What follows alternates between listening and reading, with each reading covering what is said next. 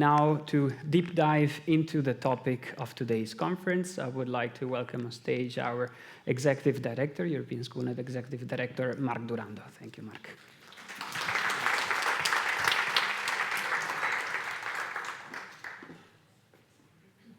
Thank you.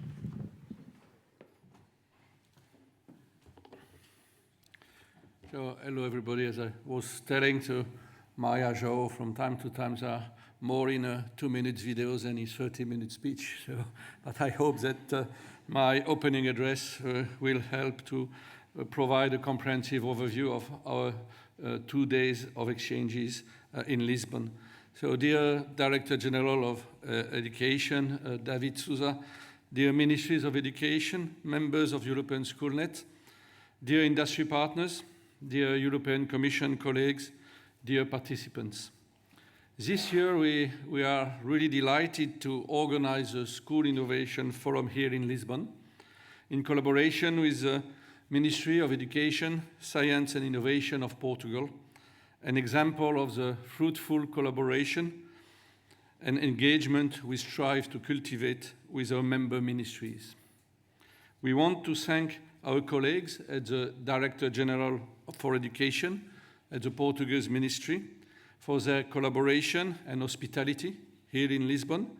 More particularly, I would like to thank our Vice Chair, Maria João Horta, and her team for co-organizing this event with European Schoolnet, and also the Calouste Gulbenkian Foundation for hosting this event in this marvelous place.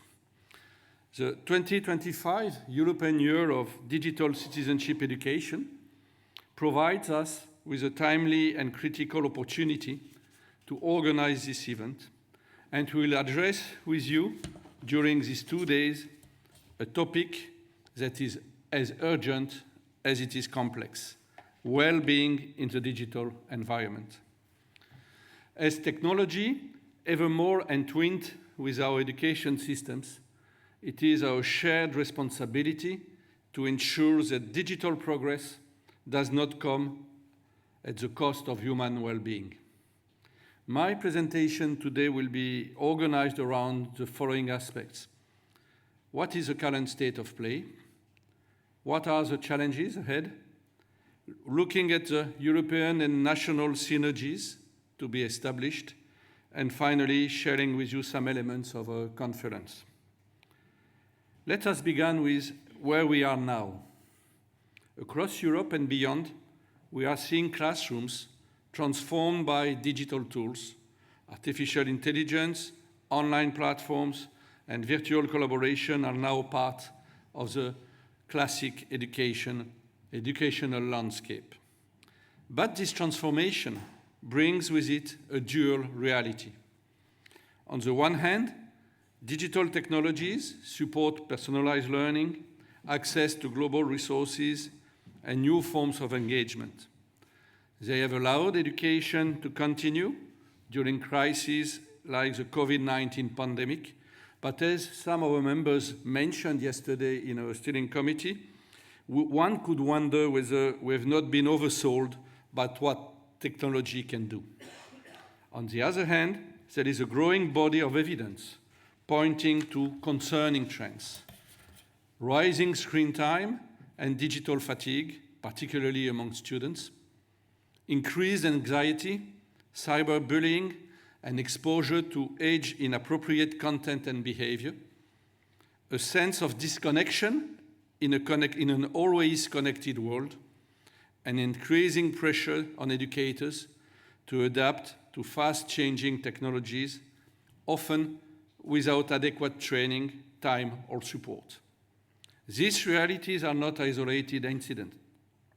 They are systemic, and they call for a coordinated response rooted in the well-being of the whole learning community. In terms of challenges, we are not facing a technology problem. What we are facing is a policy, practice, and design challenge, and this challenge impacts 3 key groups. First, our ministries of education. Our ministries must ensure a coherent, cross-sectoral digital well-being strategy, one that links education policy, with mental health, digital literacy, cyber security, and infrastructure. The key challenges include balancing innovation with regulation, ensuring EdTech tools are safe, secure, ethical, and inclusive. Data privacy and surveillance concerns in educational platform, addressing also the digital divide in connectivity, equipment, and digital skills, and we saw also some results of the last ICIL study, unequal access for rural, underserved, or marginalized community, which often lack the bandwidth, devices, or support system to thrive digitally. Finally, fragmentation in national strategies, where integrating well-being as a central and not peripheral concern in digital strategies. Second, our teacher and education practitioners. Educators are on the front line, expected to integrate digital tools while safeguarding student well-being, often without sufficient training or support. They are the bridge between policy and practice, and they are often asked to build that bridge while walking across it. And their challenge include a lack of digital pedagogy training that includes a well-being perspective.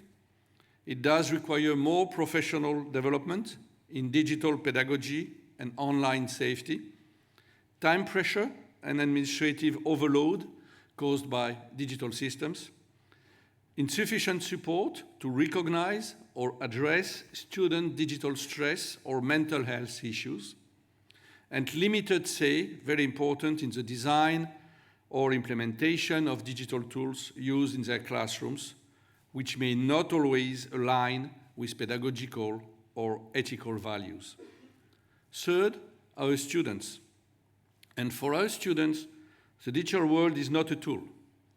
It is their environment, and their challenges are perhaps the most urgent. Overexposure to screens from an early age onwards, often with inadequate digital hygiene habits. Digital environment which have not been designed with the best interest of children in mind. Social media pressure and digital comparison contributing to low esteem and poor mental health. Lack of digital skills and literacy to actively navigate online spaces critically, creatively, safely, and responsibly. Blurred boundaries between school and personal life in remote or hybrid settings. So no single actor can respond to these challenges alone. The well-being of learners in the digital age must be a pan-European commitment. The European Commission has already taken significant steps with, among others, the Digital Education Plan, which prioritizes inclusion, well-being, and digital literacy.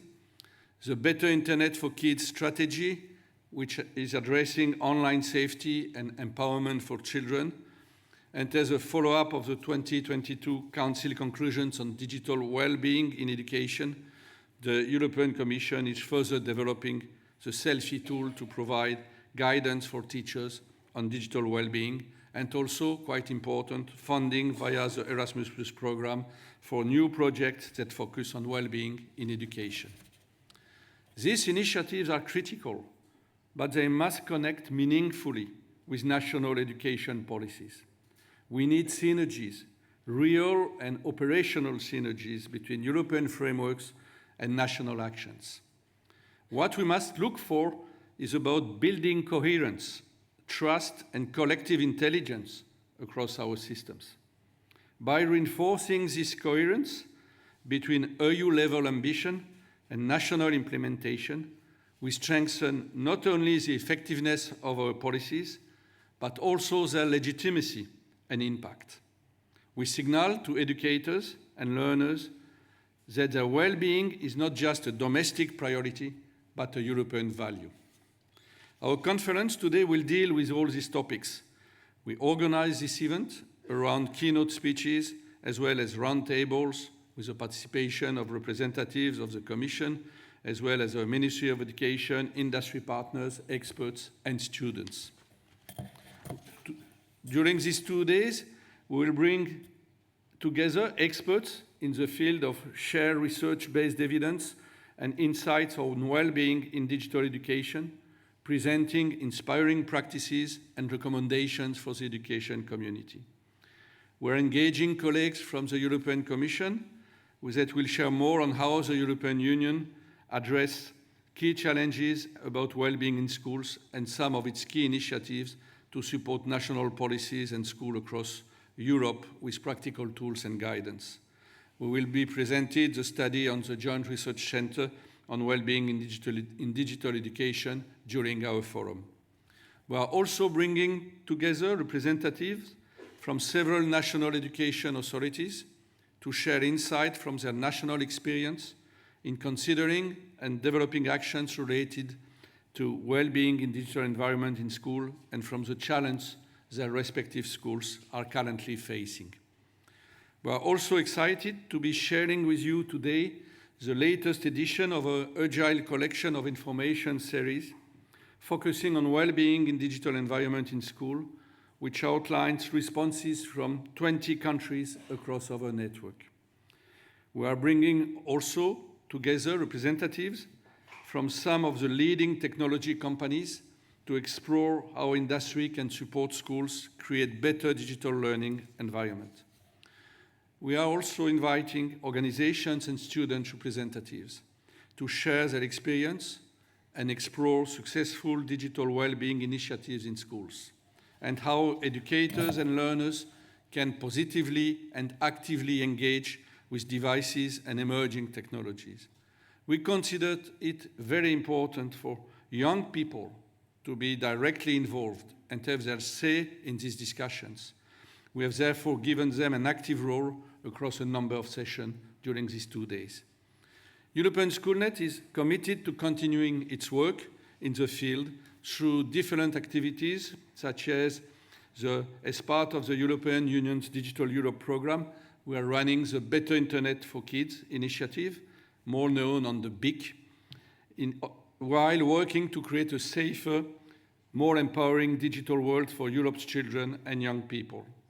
We also are running the DigiWell project, a whole school approach for well-being in a digital world, which is a 2-year initiative supported by the Erasmus Plus program, together with ministries of education and civil society organizations from Portugal, Serbia, and Slovenia. We are starting the digital project in January this year with its goals to help schools promote well-being in the context of our increasingly digital lives. We could also have mentioned our involvement in a wider range of other EU-funded projects, such as Perma Digital and Windy, and we'll have the opportunities to share with you more information about these projects. Each in their own way, these activities will help to shape evidence-based policies, professional development opportunities and resources for teachers, and support cross-sectoral actions in order to bring digital well-being into every European classroom. All of this work would not be possible without the constant support and trust of our member education authorities. For more than 25 years now, they have entrusted European Schoolnet with the responsibility to assist them, as well as their school community, in the development of innovative teaching and learning practices, and within that context, analyzing the areas where technology can make a difference and provide added value. I wish all of you 2 very successful days in Lisbon. Thank you for your attention.